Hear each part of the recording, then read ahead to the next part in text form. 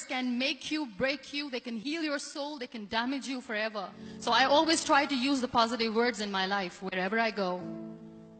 They call it adversity, I call it opportunity. They call it weakness, I call it strength. They call me disabled, I call myself differently abled. They see my disability, I see my ability. There are some incidents that happen in your life, and those incidents are so strong that they change your DNA. And I'm going to share what exactly happened to me. I was 18 years old when I got married. And this thing I'm sharing for the very first time on an international level. I was 18 years old when I got married. I belonged to a very conservative family, a Baloch family, where good daughters never say no to their parents. My father wanted me to get married. And all I said was, if that makes you happy, I'll say yes. And of course, it was never a happy marriage. Just about after 2 years of getting married, about 9 years ago, I met a car accident. Somehow my husband fell asleep and the car fell in the ditch. He managed to jump out, saved himself. I'm happy for him. But I stayed inside the car and I sustained a lot of injuries. The list is a bit long. Radius ulna of my right arm were fractured. The wrist was fractured. Shoulder bone and collarbone were fractured. My whole rib cage got fractured. But that injury that changed me and my life completely as a person and my perception towards living my life was the spine injury. Many people came to rescue. They gave me CPR. They dragged me out of the car.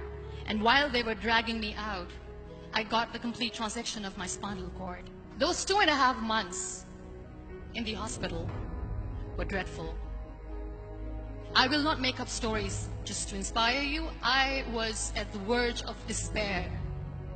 One day, doctor came to me and he said, well, I heard that you wanted to be an artist, but you ended up being a housewife. I have a bad news for you. You won't be able to paint again because your wrist and your arm are so deformed, you won't be able to hold a pen again. And I stayed quiet. Next day, doctor came to me and said, your spine injury is so bad, you won't be able to walk again. I took a deep breath and I said, it's all right. The next day, doctor came to me and said, because of your spine injury and the fixation that you have in your back, you won't be able to give birth to a child again. That day, I was devastated. I still remember, I asked my mother, why me? And that is where I started to question my existence. Why am I even alive? What's the point of living? I won't be able to be a mother again. And that was quite devastating for me. But then I realized there are so many children in the world, all they want is acceptance. So there is no point of crying, just go and adopt one. And that's what I did. I gave my name in different organizations, different orphanages. I didn't mention that I'm on a wheelchair, trying to have a child. So I just told them that this is MUNIBA Mazari and she wants to adopt a boy or girl, whatsoever, but I want to adopt a kid. And I waited patiently. 2 years later, I got this call from a very small city in Pakistan. I got a call and they said, are you MUNIBA Mazari? There is a baby boy and would you like to adopt? And when I say yes, I could literally feel the labor pain. I said, yes, yes, I am going to adopt him. I am coming to take him home. And when I reached there, the man was sitting and he was looking at me from head to toe. And in the back of my head, I kept thinking that, oh, he's going to say she's on the wheelchair. She doesn't deserve it. How is she going to take care of him? And I looked at him and I said, do not judge me because I'm on the wheelchair. But you know what he said? He said, I know you will be the best mother of this child. You both are lucky to have each other. And that day, I was 2 days old, and today he's 6. You know when you end up being on the wheelchair, what's the most painful thing? People think that they will not be accepted by the people because we, in the world of perfect people, are imperfect. So I decided to appear more in public.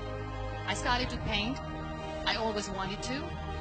I have done a lot of exhibitions. I'm Pakistan's first wheelchair-bound artist. I have done a lot of modeling campaigns. I became the National Goodwill Ambassador for UN Women Pakistan, and now I speak for the rights of women, children. We talk about inclusion, diversity, gender equality, which is a must. I was featured in BBC 100 Women for 2015. I'm one of the Forbes 30 under 30 for 2016. We have this amazing fantasy about life. This is how things should work. This is my plan. It should go as per my plan. If that doesn't happen, we give up. So my dear friends, let me tell you one thing. I never wanted to be on the wheelchair. Never thought of being on the wheelchair.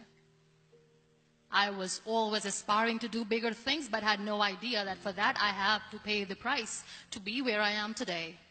It's a very heavy price. It is okay to be scared. It is okay to cry. Everything is okay, but giving up should not be an option. They always say that failure is not an option. Failure should be an option, because when you fail, you get up, and then you fail, and then you get up, and that keeps you going. That's how humans are strong.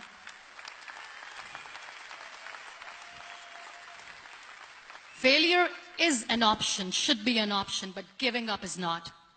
Never.